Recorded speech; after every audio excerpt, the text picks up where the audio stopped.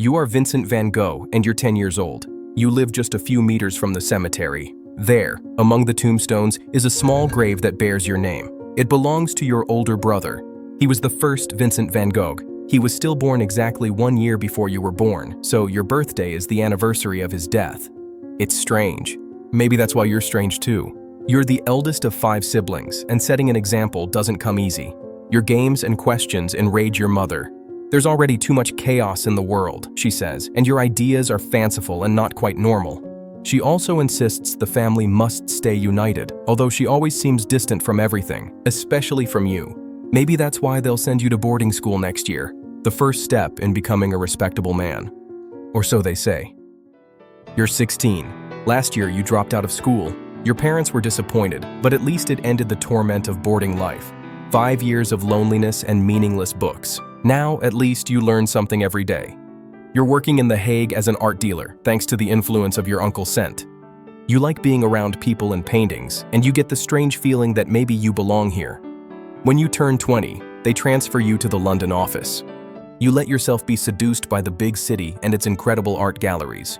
You fall in love for the first time. Without hesitation, you confess your feelings to your landlady's daughter. She turns you down since she's already engaged. Life darkens. Your job as an art dealer starts to feel shallow and fake, and you begin neglecting your responsibilities. They move you to Paris, but it changes nothing. You start telling customers not to buy the garbage you're supposed to sell. Soon, a letter arrives.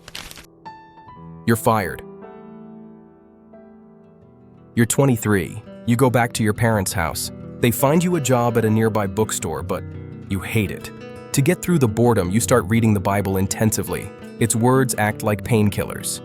Over time, that intensity turns to fervor, and fervor into vocation. At 25, you begin preparing for theology school in Amsterdam. You study Greek and Latin for a year with a tutor.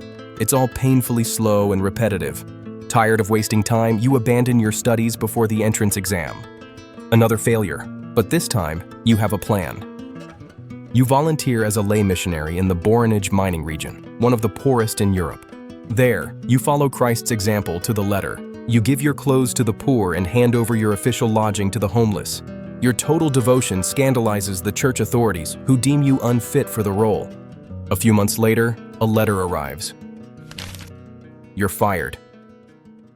You feel betrayed, but you refuse to leave.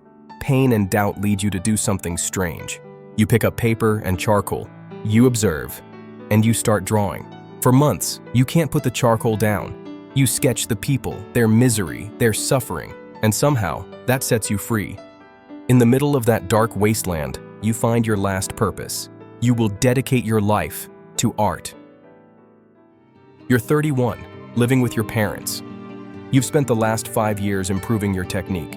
You study with fury, sketches pouring compulsively from your hands. Despite your progress, no one takes you seriously. Only your brother Theo, an art dealer, encourages you to keep painting. Right now, he's your only patron. Just days before finishing your first major painting, your father dies of a heart attack.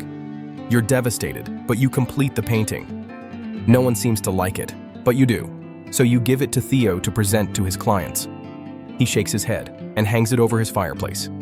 Your art isn't the only thing that bothers your family. Every one of your habits and preferences makes them uncomfortable, especially your love life.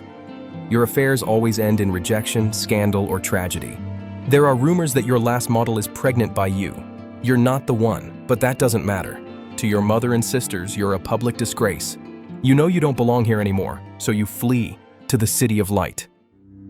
After 2 years in Paris, you realize the vibrant life of the city is draining the life from its people. You're exhausted.